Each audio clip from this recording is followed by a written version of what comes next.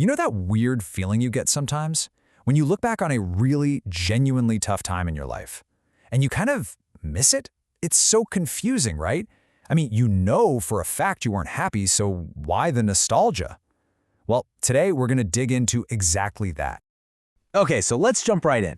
This first part is all about what we're calling a strange, haunting nostalgia. And it really is this weird, powerful pull towards things we thought we were so glad to leave behind. It makes no sense on the surface, but as you'll see, it's something a ton of us go through. So this brings us to the big, kind of wild question we're trying to answer here. Why do we miss our pain?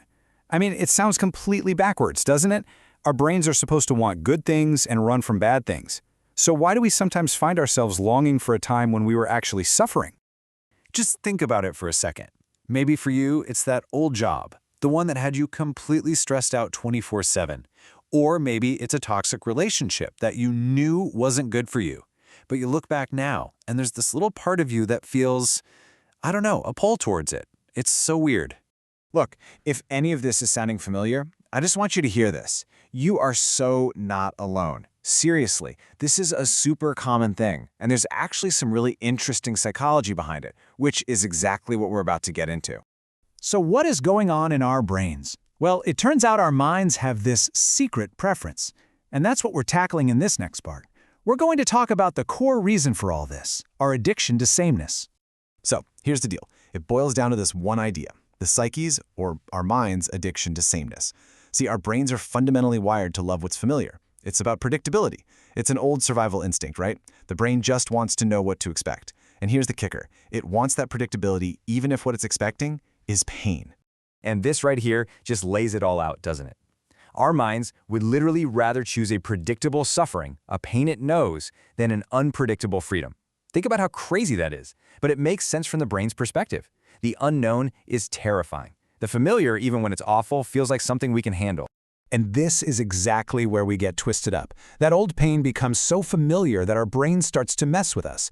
It makes us confuse what's simply familiar with what's our destiny. You start thinking, well, maybe this is just who I am. Maybe this struggle is just my lot in life. Okay, this next part is maybe the most important piece of the whole puzzle. It's called mourning your certainty. Because it turns out that thing you think you're missing, that's not actually what you're missing at all. This is the big aha moment. Here it is. This is the key that unlocks the whole thing. You aren't missing the pain. You are mourning a time when your identity was certain. Just let that sink in for a minute. It's not the actual suffering you're nostalgic for. It's the certainty that the suffering gave you. Because back then, in that tough time, life was weirdly simple in a way.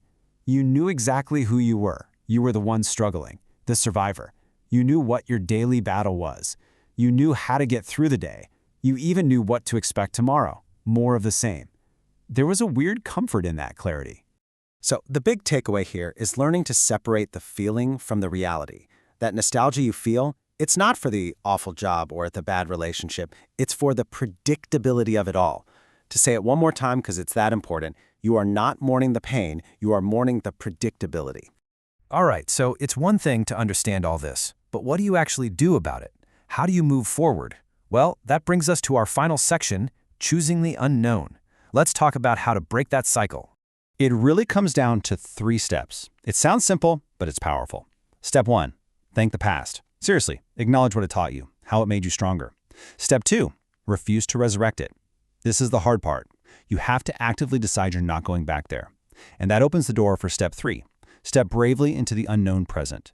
Listen, your past is part of your story. No doubt about it. It shaped who you are today, but, and this is a big but, it does not get to be your future. Your past doesn't need to define what happens next. And I'll leave you with this final thought. The past, well, the past gave you your shape. It forged you. But the present, the messy, unpredictable, totally unknown present, that's what gives you your freedom. It's your chance to write a completely different story.